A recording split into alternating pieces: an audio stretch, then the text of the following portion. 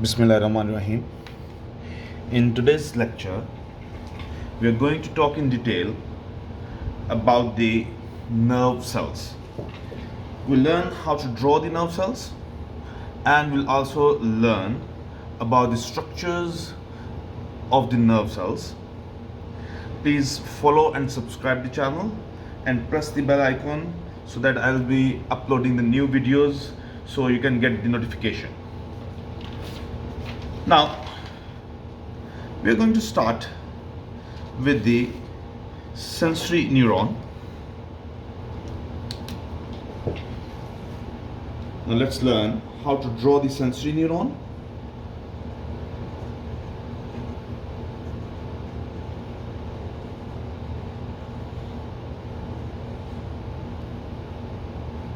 And important parts of the sensory neuron. Now for drawing the sensory neuron, first of all, what you guys have to do, draw a line, leave a little space in between, and then go forward. Then draw a second parallel line to the first one. Now at the end of this over here, just draw these branches like structures which will be representing the nerve endings, and do the same on this side as well.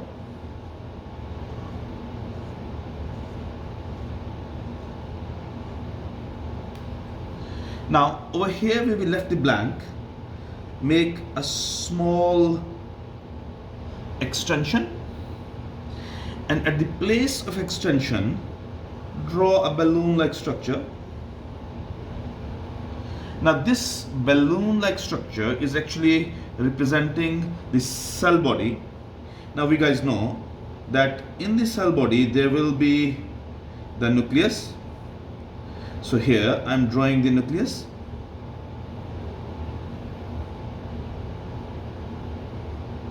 Now as it is the cell body, so it will be containing all these structures or organelles that are present in a normal cell.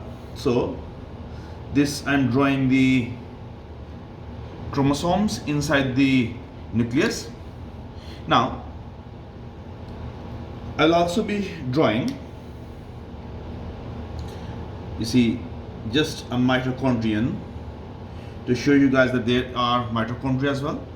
But here one very important structure which I want to draw and I want to show that this structure, it is actually the rough endoplasmic reticulum, but this arrangement of the rough endoplasmic reticulum, it is called as Nissle's body. We'll talk about it, but first let's complete the diagram. Now in the next step, what do you guys do? That you draw these structures like this.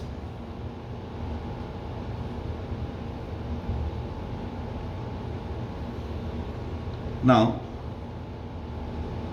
while you are drawing these structures, there must be some gaps left between them. We'll talk about these gaps in detail once we finish the diagram. Now next step, what do? That in these things which we have drawn, we draw these dots, and these dots are actually representing the nucleus of these special cells which are present in these cells. Now we are done with the diagram of the sensory neuron. Now let's label and learn about its parts. Now these over here, these are the nerve endings.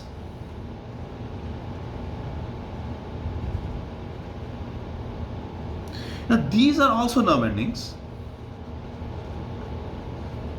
Now question is, when both of these are nerve endings, then what is the difference between both of them?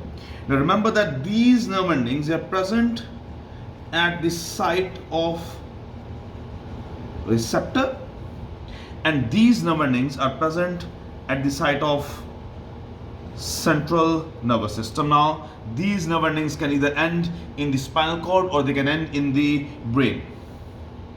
Now then this structure over here, this is called as a dendrite, and this one over here is called an axon.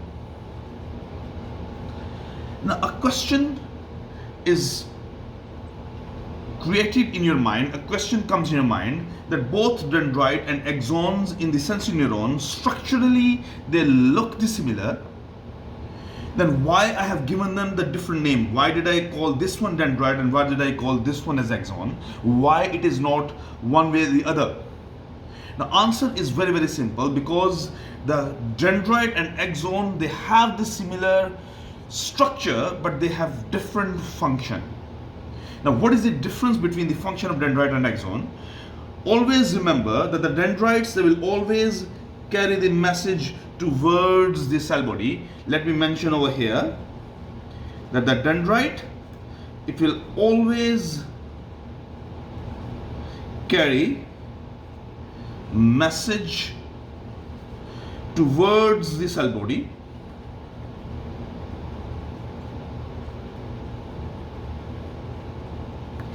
while the axon will always carry the message away from the cell body. So let me mention over here about the axon, that axon, it will always carry message away from cell body. So this is the basic functional difference between a dendrite and an axon. Now you guys have learned before that our sensory or the nervous system, it is made up of two types of cells. One type of cells, they are called as the nerve cells or the neurons, and the other cells, they are called as glial cells. Now remember that these glial cells, they are the helping cells. They help the nerve cells in different ways. Now there are different types of glial cells, but in your syllabus of the A levels, we are only going to talk about one type of glial cells, and those glial cells are these cells. Now these cells, they are called as Shawn cells. Now these Shawn cells, they are named after a German zoologist whose name was Theodor Schwann. Let me write the name over here. Theodor Schwann. Now this Theodor Schwann is a very important in the history of biology and in the history of science. Now why Theodor Schwann is very, very important? Because Theodor Schwann and Schleiden, now remember that the Schwann, he was a zoologist, and Schleiden, he was a botanist. They both were the German biologists and scientists. They together work out this cell theory. So they have a lot of contribution in the field of biology. And the Theodor Schwann was also the scientist who discovered the Shawn cells. Now, these Shawn cells, they wrap around the dendrite and axons. Now, the question is, how do these cells, they wrap around the dendrite and axon? And when these Shawn cells, they wrap around the dendrite and axon, they make the myelin sheath. Now, first of all, let me show you guys that how these Shawn cells are wrapped around the dendrites and axons. Now suppose that this is a Shawn cell. Now what does it do? It wraps around like this.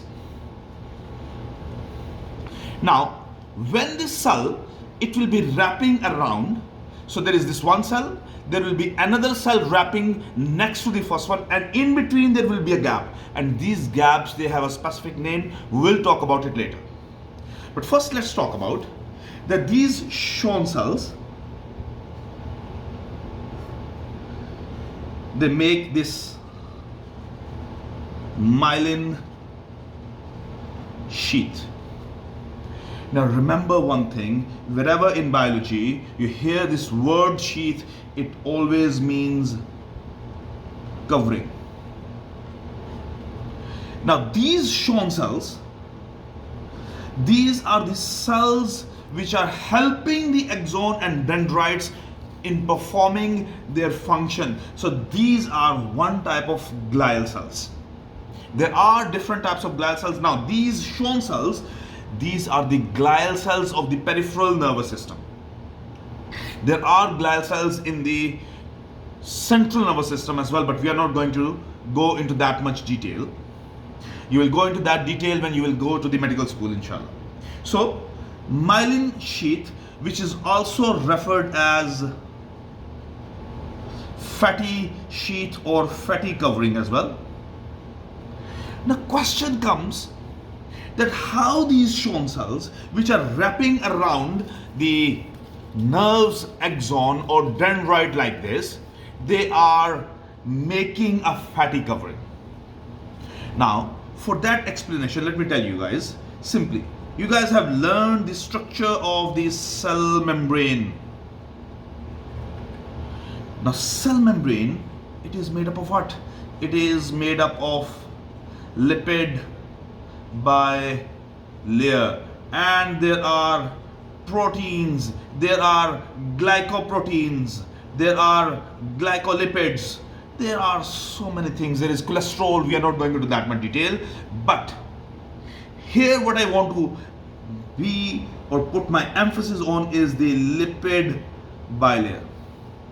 Now as lipid bilayer, these are fats. So when these cells, these Schwann cells, they will be wrapping around the dendrite or axon. So what will be happening? The cell membrane is wrapping around this dendrite and axon. So what is happening? That the lipids bilayer, it is becoming thick and thick and thick around this axon and the dendrite in the sensory neuron. So that is making actually the fatty sheath, the lipid bilayer of these Schwann cells. And over here, these are the nuclei which are being represented in the Schwann cells. Next thing, that if you guys see that in between these Schwann cells, there are these gaps. Now these gaps, they are called as nodes of Ranvier. Now here, the pronunciation is Ranvier. It has nothing to do with the Ranvier. It's Ranvier. Now, Ranvier was actually a French scientist who discovered these gaps, and these gaps have huge importance in transmission of the nerve impulse. When we'll talk about the saltatory conduction, when we'll talk about the nerve impulse, it jumps from one gap to the next gap to the next gap. That is why the nerve impulse travels very fast in the myelinated axons or the dendrites or the myelinated neurons we simply talk about. Now, this whole structure from here till here, it is the cell body. Now normally, as this is the cell body, so this is the cell membrane. This over here is the nucleus of the cell body, and this is one mitochondrion which I have shown over here, and this over here, this is Nissle's body. Now first of all, question is why this is called as Nissle's body? Because there was a scientist whose name was Nissles, and he was also a German scientist, a German biologist. He discovered a method for staining these bodies. Now these Nissles bodies, they are actually arranged like, they are actually the rough endoplasmic reticulum, but they are arranged like this. This is called as rosette arrangement. Now these are actually the rough endoplasmic reticulum with ribosomes attached with them, but these are arranged in a branching manner, the rosette manner. So this is a Nissle's body. Now, as you can simply see that on this Nissle's body, there is attachment of ribosomes. So what will be their job? Their job is to make the proteins. But remember that the proteins which are made by the Nissle's bodies, it is thought to be that they are intracellular proteins which are used inside the cell body. And even those proteins can be used inside the axon and dendrite as well. Now, let's move forward. Next thing which we are going to discuss is that axon also has a membrane around it, and the membrane of the axon is called as Exo Lemma. Now here this axon is representing axon, and the word lemma means covering the membrane. Next thing, that inside the axon and dendrite there is a fluid like cytoplasm, but it is special, which we will talk about it in detail inshallah when we will talk about the nerve impulse. Now this fluid which is present inside the axon, that fluid is called as exoplasm. Another thing, you guys have learned that before in detail, that wherever there are tissues, in between the tissues there are always tissue fluid. Now this is one nerve cell, this is not a tissue, but around the nerve cells as well there is a liquid, and that liquid, it is called as extracellular fluid. And this extracellular fluid, it's mostly referred as ECF. So this is the reference to the extracellular fluid. So this is a quick overview of the sensory neuron, that there are these nerve endings at both ends. These are the nerve endings at the receptor. These are the nerve endings at the central nervous system. Then this one is dendrite, this one is axon. The difference between the dendrite and axon is that the dendrite takes the message towards the cell body, while the axon carries the message away from the cell body, as it is representing over here. Next thing is that there is this cell body. Now one more thing which we need to label over here, that if you guys remember, we learned that, you see, there is this extension over here. Now this extension over here, let me label over here, this extension, it is called as a neuronal process.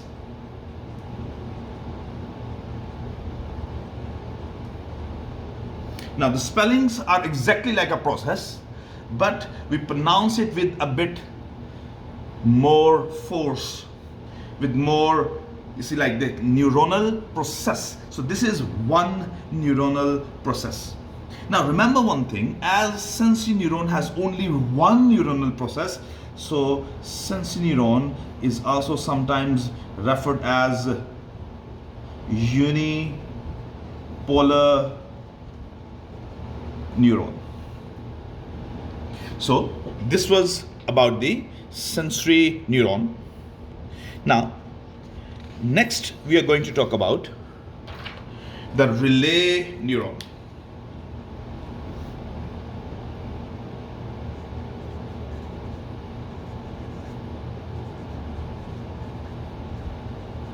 Now the relay neuron is also sometimes referred as associative neuron, or sometimes it is also referred as interneuron.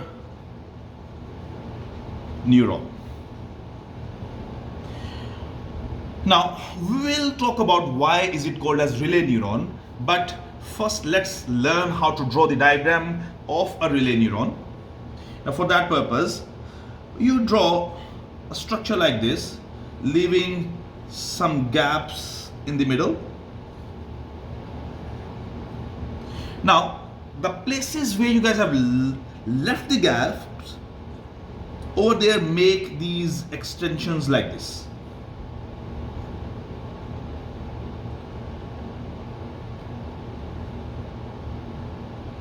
Now remember one thing, wherever there will be an extension, that extension of the cell body, that extension will be called as a neuronal process.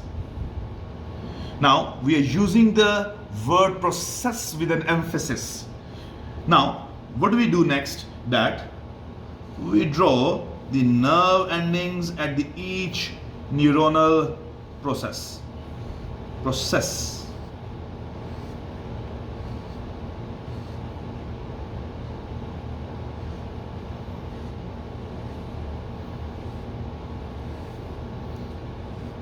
Now, when we will learn about this synapse, we will also come to know that there is difference between the nerve endings of a dendrite and an axon.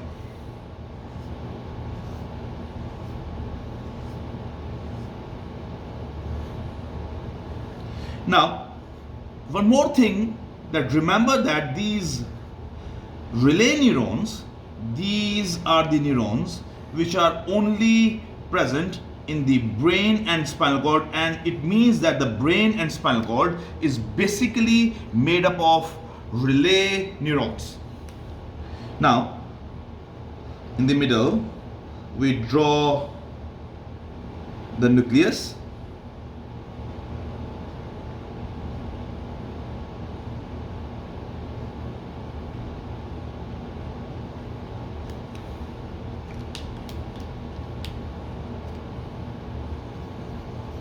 And the chromosomes, and we have these Nissels bodies over here. Let's show this.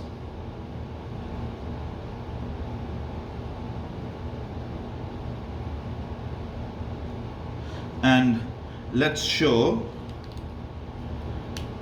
one mitochondrion as well. Now remember that all the organelles which are present in normally a cell, they will be present over here. Now this is a relay neuron. Now these are over here, these are dendrites, and these over here, these are axons. Now again, the question is, both dendrites and axon, they appear the same. And another thing which you observe, that here is no myelin sheath. As there is no myelin sheath on the both dendrites and axons of the relay neuron, that is why these nerve cells, these are called as non-myelinated neurons. Now, first of all, the question is, why there is no myelin sheath on the dendrites and axons of the relay neuron? The answer is very, very simple, because their job is just to take the message from the sensory neuron and then pass it on to the motor neurons. So that is why they do not have this myelin sheath, because they do not have to carry the messages to a long distance. Their job is just to take the message and then transfer it on to the next neuron. Now come back. Why do I know that this one is the dendrite? And why do you know that this one is the axon? Again, remember the concept which I gave you before, that the dendrites, they always carry messages towards the cell body. Now here the sensory neuron ends, and the sensory neuron, it gives the message to these nerve endings. So these nerve endings, they have to take the message towards the cell body. While these nerve endings, they are taking the message away from the cell body. and they are taking the message away from the cell body towards the motor neuron. So as these ones are taking the message away from the cell body, that is why they are called as axons. Next thing, that's simply this one over here. This is the nucleus. This one over here, this is the Nissls body. We have talked about the Nissls body when we were talking about the sensory neuron. And this one over here is the mitochondria. Now, let's discuss. We can understand why it is called as interneuron, because this neuron is present in between the sensory neuron and the motor neuron. Why is it called as associative neuron? Because it is associating the sensory neuron and motor neuron by being in the middle. Now, why is it called as relay neuron? Now, this name relay neuron, it is derived from the relay race. Now, you guys have maybe seen in the Olympics when there are 4 runners standing 100 meters apart from each other. Now, what happens that the first runner, he has a stick in his hand like this, and he is running towards the second runner. When he reaches to the second runner, passes on this stick, which is called as a baton, and the second runner takes it and then starts running forward. Now, what did the first runner do? Pass on the baton. So pass on the message, pass on the nerve impulse. Same, the sensory neuron pass on the nerve impulse to the relay neuron, and then relay neuron pass it on to the motor neuron. Same, the second runner will pass on the baton, pass on the message to the third runner, and third runner will pass it on to the fourth runner. So that is why this neuron is called as a relay neuron. Now, next we are going to talk about the motor neuron.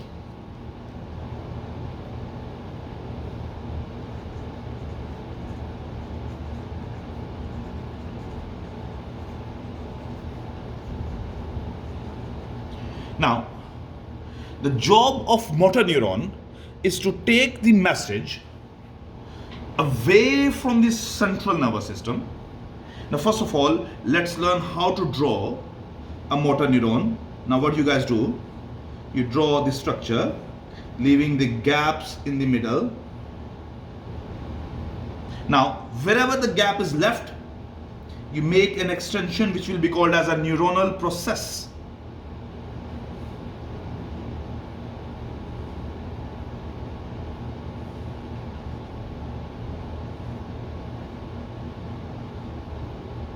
Now, what do you guys do? That you extend this one long and the other one parallel to the first one. Now, over here, you draw these nerve endings.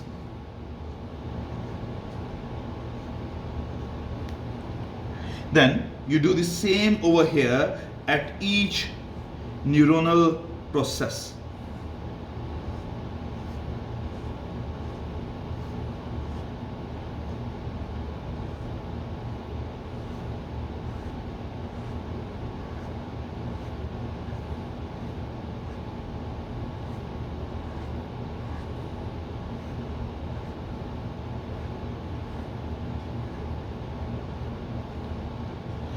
Then let's complete this one first. Then, as earlier, draw the nucleus in the middle.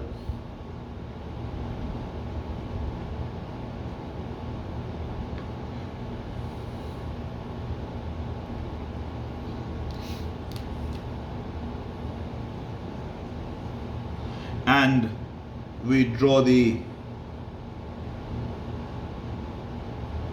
Nissls body and one mitochondrion to represent these cellular organelles present in the cell body.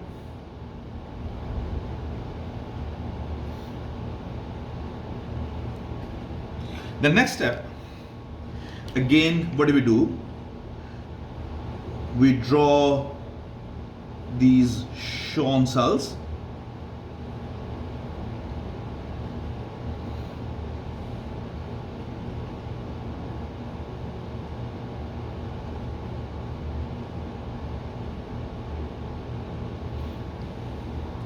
Then we draw the nuclei in these Shawn cells. Now let's label the mitochondria. Now these ones, they are taking the message towards the cell body. These all nerve endings, they are taking the message towards the cell body, and this message is coming from where? From the relay neurons. So these ones, these are called as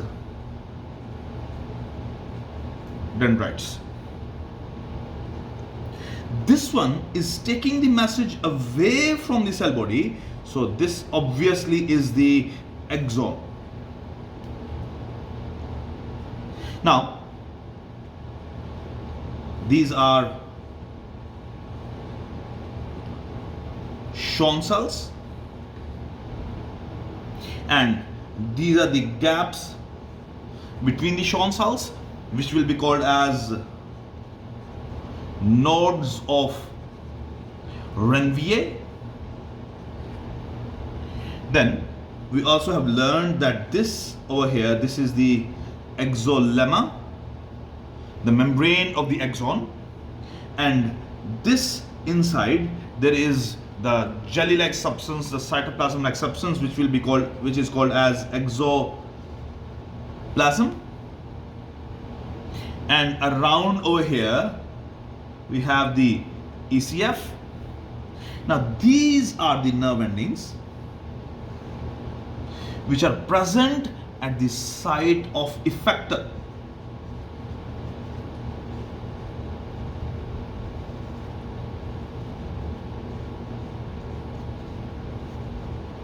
Now remember one thing, that an effector, it can be a muscle, it can be a tissue, or it can be an organ as well. So this is the motor neuron, and the job of motor neurons is to take the message away from the central nervous system towards the effector, so that a response can be generated according to the stimulus. Now if you guys see that the relay neuron and motor neuron has many neuronal processes. Now let's label this one over here for your understanding again, that this is one neuronal process.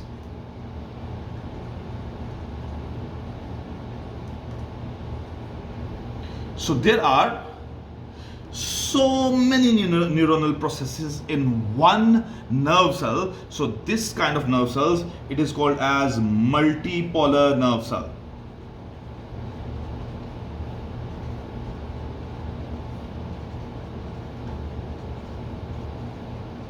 Now there is only one nerve cell which is bipolar, and that is present in our eyes. But we are not going into that much detail. That's not in your syllabus. So just stick with that. So I conclude my lecture about the nerve cells. In the next lecture, we will talk in detail about the nerve impulse. But when we will talk about the nerve impulse, you must remember that the membrane of the axon is called as Exolemma, and inside the axon there is exoplasm, and outside the axon there is ECF, like this extracellular fluid.